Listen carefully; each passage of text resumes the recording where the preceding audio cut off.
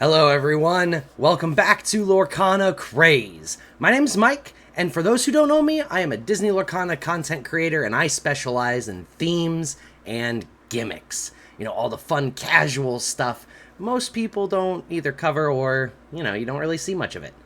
So, if you are unsure on what themes and gimmicks are, please check out the first YouTube video in my series, Themes and You.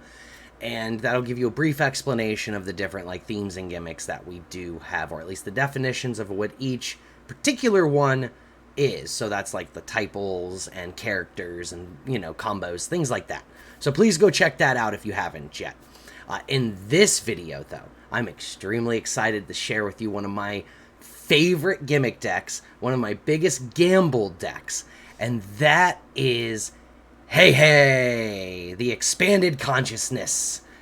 So this deck runs off of this card. He's a 5-cost, inkable, 1/5. He quests for 2, shifts in for 3, has resist 1, and the big part that makes this deck really fun is his ability Clear Your Mind. When you play this character, put all cards from your hand into your inkwell face down and exerted.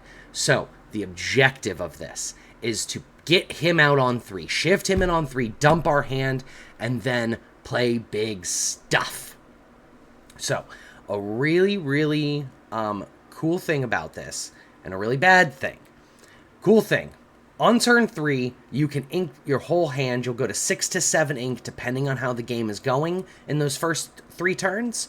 And then we start top decking, the hope, big stuff. 6, 7, 8 drop characters to just put in front of our opponent and go, can you deal with this early? So big pro is we will be able to get those late game cards out very early, and that's hard for our opponents to deal with. Biggest drawback is we may not top deck well. We may not see those good cards. It's all a hope. It's all a hope with this deck. And that's, to me, what makes it really, really, really fun.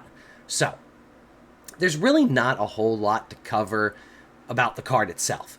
So let's get into a deck. So, first sample deck list. This is what I would take if I was going to, a locals. If I was, taking this to a tournament, this is something kind of in the ballpark of what I would take. So, another real good thing about this deck, super versatile. Really, the only requirements for the deck, if you want to run this gimmick, is you want that 1-drop HEIHEI, 2-drop HEIHEI, and then the 5-drop shift HEIHEI. Outside of that, you can fill the deck with whatever you feel like makes sense. So, for me, we have the 1 and 2-drop HEIHEIs. We're playing Doc. Doc is a great top deck after we have inked all those cards because it lets us discard our hand and draw 2 cards. Well, if we're top decking him and playing him, we have no cards. So we're just going to get 2 cards, and hopefully those will be 2 bigger things. But we're playing a lot of draw and filter cards, so that way we can hopefully guarantee that we won't brick. We won't end up top decking more 1-drop HEIHEIs, 2-drop HEIHEIs, where we can't develop the board, and we can't put those threats down in front of our opponent. We're playing 4 of the Grandma Tala, Keeper of Ancient Stories. Again, filter card. If we top deck her, it's great. We get to look at the top 2 cards of our deck, put 1 in our hand, 1 on the bottom. Works out nicely because we're looking for our bigger cards. Really, we're looking for Whole New World. Whole New World is huge here. If you can get it after you play the HEIHEI and dump your hand and then refill your entire hand, it's good. It's just good business. Because now you're sitting, hopefully, on this hand full of big stuff that you can just keep playing turn after turn, and you can keep inking, so hopefully allowing you to play some of this other stuff, play a big dude and a smaller dude, or 2 big dudes, So really, that's the true hope, is we're looking for Whole New World as fast as possible. I know I only have 3 in the deck right now. That's because I only own 3. So I will be getting a 4th one tomorrow, so if I was taking this, it would normally have 4 Whole New World, because we want to increase our chances. We're playing 2 of the legendary Baymax. He's to help us close games out and potentially protect things or get better value trades. So his ability is great because when you play him or quest with him, you can remove up to 2 damage off of a chosen character of yours and gain 1 lore for each damage removed. So late game, we're stuck at 18, we can crash something in to something that may not banish, and then we can play the Baymax, gain 2 lore, win the game. Or just keep certain things healed up so that way we can keep challenging into other things, kind of like the Tinkerbell. One of our biggest challenge characters, a character we're going to want to probably challenge with regularly to help keep the board clean. The Baymax can help keep her alive. So we have the HEIHEIs there. We're playing 4 Gaston again. Filter, filter, filter. We're looking for very, very specific things.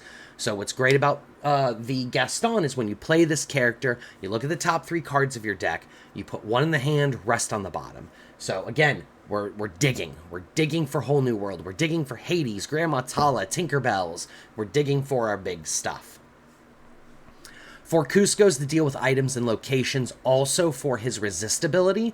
There's going to be a lot of times where we may not play, much, if anything, on our turn, and we'll have a bunch of extra ink. We'll be able to use his ability, which is exert 4 ink, and your other characters gain resist 1 till the start of your next turn. Help us protect our board, keep them from challenging into it, force them to use board wipes and stuff like that. But mainly, it's to ink the Lucky Dime, ink the McDuck Manor, get rid of them so they can't do anything with them. They're just gone. We don't have to worry about them again, and it just works out really well. We're playing 3 of the Robin Hood, the 6-drop inkable 4/4 quests for 2. This one is really, really good because when we play him, if our opponent has more cards in our hand than we do, we draw a card. So again, filter, lets us keep cards in the hand, lets us keep playing things. Giant Tank, that's to remove board stuff. Small threats, obviously nothing huge, but help us keep the board as clean as we can. When you play her, it deals 1 damage to everything our opponents control, all the characters at least. And then when she challenges and then banishes a character in that challenge, she'll deal 2 damage to another character. So help us take out like Chernobog followers, potentially help us take out like Daisy Ducks, things like that. Nothing too big or crazy, but she can definitely help keep things clean. We're playing 1 of the Wreck-It Ralph Ham Hands. So he's in there again as a item location control tool, but also for us to gain lore off of. So he's awesome because he has the ability, whenever this character quests, you may banish chosen item or location to gain 2 lore. It doesn't say item or location of yours, just an item or location. So we can take out libraries, McDuck Manors, Queen's Castles, because I've seen some people bringing those back. It can take out the Lucky Dime, Popsicle, Sapphire Coil, Fishbone Quill. It can take out a lot of things. And gain us lore for doing it. So we definitely are playing 1 of him, just so we have 5 item location removal tools. For Cusco, 1 him. We also want to keep our uninkables under control, hence why only 1 and not more. Because just in case we don't get the HEIHEI, we want to be able to ink regularly so that way we can at least try to stabilize and get to the late game. We're playing 2 Grandma Talas. The Grandma Tala, another quick way to win, because if we have her out, and say we Whole New Worlded, have her out, and we get another HEIHEI, we can dump our whole hand again and gain a bunch of lore doing it. So she's there to just help further that win condition and potentially go from, like, say, 14 to winning in 1 turn. So we definitely like her. We're playing 2 only because I only own 2. If I owned more, there would have been a good chance we'd go more ink heavy with this deck, where we try to ink a lot all the time. But yeah, with only 2, she's more of a side, more of like a side kind of win condition. She's also a good body. She's a nice strong 4/8, quests for 2. Not easy to get rid of. Not a bad thing to play on, on turn 4 or turn 5. Playing 3 Hades, because I only own 3, and we want to watch the uninkable count. He's just for spot removal, get rid of big things. Get rid of the big Tamatoa or the slightly smaller Tamatoa. Get rid of a half shark. Get rid of a monstrous dragon if that's out. You know, just get rid of something that's oppressive and we just don't want to see it or we need it gone. 2 Mufasa, because we're inking so heavily, so quickly and early, Mufasa's great here because he can get us cards back from that inkwell. You know, what if a Hades ended up in there? What if Tinkerbell's ended up in there? Gaston's, Cusco's, we can get all those cards back. And just keep furthering our board state, being able to keep dropping those big bodies one after another, you know. Even if they be prep, we're dropping another big body right after it. It's going to be hard, hopefully, for our opponent to deal. We're playing 1 Maui Demigod only because it's an 8/8 for 8 that quests for 3. Outside of B-Prep, there's really not much that can... And Let It Go. That there's not much that can deal with this card immediately. You know, B-Prep, Let It Go, Hades, some miscellaneous other trickier things that an opponent may play. Dragonfire... You know, direct removal. You can't Zeus this away. You would have to commit Zeus and a challenge, and if you're challenging, just about anything's going to banish with it. He is there to either quest and be like, deal with him, or for us to challenge into our opponent's board if they have some big oppressive things, and we can just get them gone. We're playing For Sale the Azurite Sea. That's to draw cards. Not necessarily to ink a second time in a turn, but just to draw cards. If we happen to see it off of Whole New World, that's even better, because then we can draw, ink, draw. You know, it's really good to get our ink as high as we can to prep for the Mufasa and things like that. We're playing for How Far I'll Go. Again, filter. Lets us look at 2 cards, lets us ink 1, put another in the hand. And what's good is because we get to see those 2 cards, we could decide to put a good card in the ink, just because we may have Mufasa in hand. And hopefully get it back. Or we can put, like, say we see the 1-drop HEIHEI in a dock. We can put the HEIHEI in the inkwell and play the dock. So yeah, just to filter more. 3 Whole New Worlds, again, to fill our hand back up after inking it with the HEIHEI. And then 4 Popsicles, just for early game draw. Also, it does help us synergize with the Wreck-It Ralph if they don't have items, but we happen to have Popsicles. We can banish our own Popsicles with Wreck-It Ralph to gain lore. Also, if it's our turn 1 card, like we don't have the turn 1 HEIHEI, but we have the turn 2 HEIHEI, Popsicle replaces itself, so we're not hurting on our hand, in our hand at all. So yeah, that's what I would take competitively. Like I said, the deck's super versatile. So as long as you are playing those 3 HEIHEIs, you can do just about anything with this idea. And I'll actually show you one more thing that I have done with this. And I went a little heavier into the theme, and we did, right here, it's a HEIHEI Hope and Prayer Allies theme. So most of the cards in the deck are allies. We do have a couple heroes or villains, just because we were trying to get really good stuff off our top deck, but it runs off the same engine. We have the 1 and 2 drop HEIHEIs, and then the shift HEIHEI. That's what we're really looking for. However, we do have a lot of different ways to fix our hand or fix the board. We do have the Whole New Worlds. Whole New Worlds are the best way to do it because it gives you that full grip again, gives you that full 7. However, we could also use the new Jasmine from set 7. 5 cost on Inkable. She's a 3/5. She quests for 2. And she has, whenever this character quests, if you have no cards in your hand, you draw cards equal to the number of allies you have in play. So she's just another way to fill our hand back up if we have a bunch of allies out. Because the deck really, really likes to run off of no cards, we do want to try to guarantee our top deck's good. So we're playing the Dawson here. It's anytime when we ink for the first time on our turn, we can look at the top card of our deck and leave it there or put it on the bottom. So help us filter. He's also an ally, so he synergizes with the Jasmine. He synergizes with the Maid Marian. Just fantastic ways to go about this. We're playing the 2 of the 3-drop Pascal. Again, ally, hence why we're playing him over the Grandma Tala. And then when you play this character, look at the top 3 cards of your deck and put them back in any order. So again, helps us guarantee our top deck is good, or hopefully. Maid Marian helps us protect our allies because it makes the trading not so good. So with her, it's during an opponent's turn. Whenever one of our ally characters is damaged, we can deal 1 damage to chosen character. So that's hopefully, our allies are exerted and looking at our opponent going, you can challenge, and you normally wouldn't trade, but because of Maid Marian, it will be a trade. Those kinds of things. Just to kind of put pressure on the board and get our opponents to kind of back off a little bit. So we're playing 3 Plutos. Again, great ally, solid bodyguard. He's a 5/5. Whenever he's not damaged, becomes a 1/5 when he is damaged. But I guarantee you, 9 times out of 10, that first challenge into him is being made with him being a 5/5. So solid, so strong. We're playing 3 of the Rajas because our proclivity to not having cards in our hand. Raja's great here. Raja states, well, you have no cards in your hand. Characters with cost 4 or less cannot challenge this character.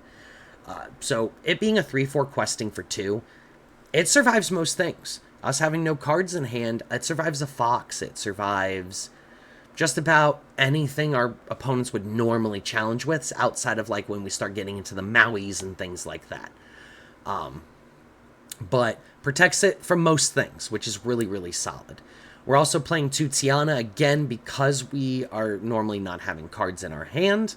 She's great because when she's exerted and we have no cards in hand, our opponents can't play actions, so could protect us from Be Prepared's, Teeth and Ambitions, Be King's Undisputed's, Brawls, Storm Rage on, Strength, Grab Your Swords. I mean, it protects us from a lot of things. Of course, the HEIHEI, we explained the Jasmine. Lady Cluck is there because, again, ally. Also, she's a 2/7 bodyguard with ward. So she's immune from the Brawls. She's immune from the Sisus, like the small Sisus, not big Sisu, of course. She's immune to all that direct removal. So she sticks 9 times out of 10. Fantastic card. We're playing 3 Bagheera. Again, we're trying to play as many allies as we can, and he's a great bodyguard. 4/3 quests for 2, and whenever he's banished on our opponent's turn, he deals 2 damage to our opponent's board. So basically, Grab Your Sword built into a card. I love the card. Works good in allies. Playing 3 Hades. We're playing Sapphire. We want some removal, so 3 Hades makes sense. We can remove some of those bigger threats, or just something that's threatening our board and preventing us from questing. Things like that. Great spot removal, and we hope to see him, have him in hand into the mid to late game.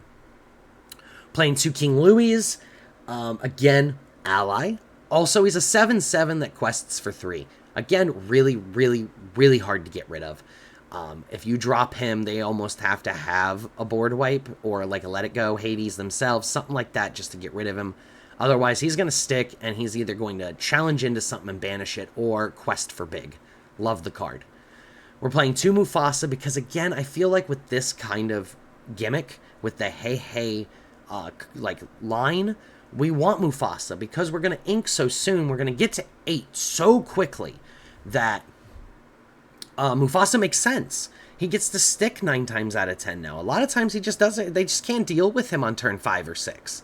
So, and he puts 2 cards back in our hand. So hopefully we inked a bunch of really good stuff, like really big stuff, so that way we can just keep playing it. So yeah, that's why Mufasa's in there. That, and he quests for 4. And he's a 4/9. He's out of range of just about everything. So, really, really hard to get rid of, and I think works really well in this combo. We are playing one of the John Silvers. He's mainly because of his ability. So he is a 6/6, he quests for 2, he has resist 2, so he's out of range of a lot of things. He's inkable, which feels good, and then at the start of our turn, he deals 1 damage to each opposing readied character. So if our opponents aren't questing, because they want to protect things, anything that didn't quest takes a damage, unless they have resist, of course. So we're playing one of him as a kind of spice card.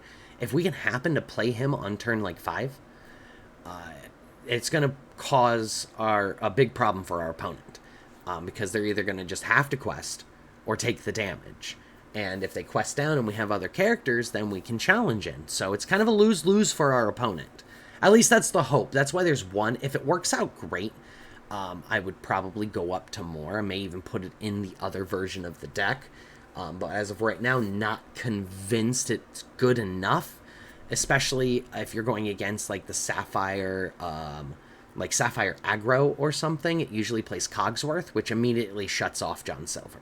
So that's why there's only one as a spice card for the good scenarios. I feel like it's gonna work, but a lot of times it'll probably be ink. And then, of course, the 3 Whole New World, because Whole New World is necessary in this deck. Very, very necessary. But yeah, without going into it, like, without rambling on or anything, that's pretty much the deck. You either, like I said, for me, I either want to play it as allies, so that way we can synergize those allies together and try to get worth off of some of those cool combos, or I'm going to play it more competitively and see if maybe we can just try to win the game by dropping those big bodies. But it's more versatile than just those 2 ideas. I mean, of course, it has to be in Sapphire Steel, but Sapphire and Steel is home to so many cool things, so many cool combos and synergies and things like that, that you can just have fun with this. I'm sure if I was doing multiplayer, I'd probably have a different version of it that I would try out. It just really, really, really all depends on how you're wanting to go about it. And that's the beauty of this theme, is whatever your vision is for it, it probably will work. It's always going to be a gamble if you're relying on that HEIHEI, trying to ink early, huge early, and then play the big stuff. It's always going to be a gamble. But in my experience with this deck, it's fun. Win or lose, it's just fun. So yeah, catch me this week, everyone, on stream Wednesday through Sunday as we play through this deck and we make adjustments as we see fit and try to make it as competitive as possible. Because I feel like most themes, I can't say all of them, but most themes, most combos, most gimmicks, I feel there's a list out there that can break into like tier 2, high tier 3, maybe even high tier 2 meta. Maybe not tier 1. It'll always, these decks will always be like hit or miss. I don't think we have the right cards yet for at least this theme and some other ones that will make them tier 1, but they're close. We're getting close. So thank you to Ravensburger for giving us these cool ways to play. Thank you for continually giving us more themes to go with and expanding on already existing ones, because I feel like eventually we are going to be tier 1. Eventually we're going to make it to tier 1 with some kind of theme or gimmick, something really weird, and surprise the entirety of the community. So, and that's what we explore here on Lorcana Craze. So, with that being said, thank you all for joining again. If you like what you see, if you like these videos, please like, follow, subscribe, all that fun stuff. Every little bit helps. It lets me know that I'm bringing content to you guys that you enjoy. Also helps me continue funneling into this to make more content. So, thank you all again, and I hope you all have a great week, and happy playing!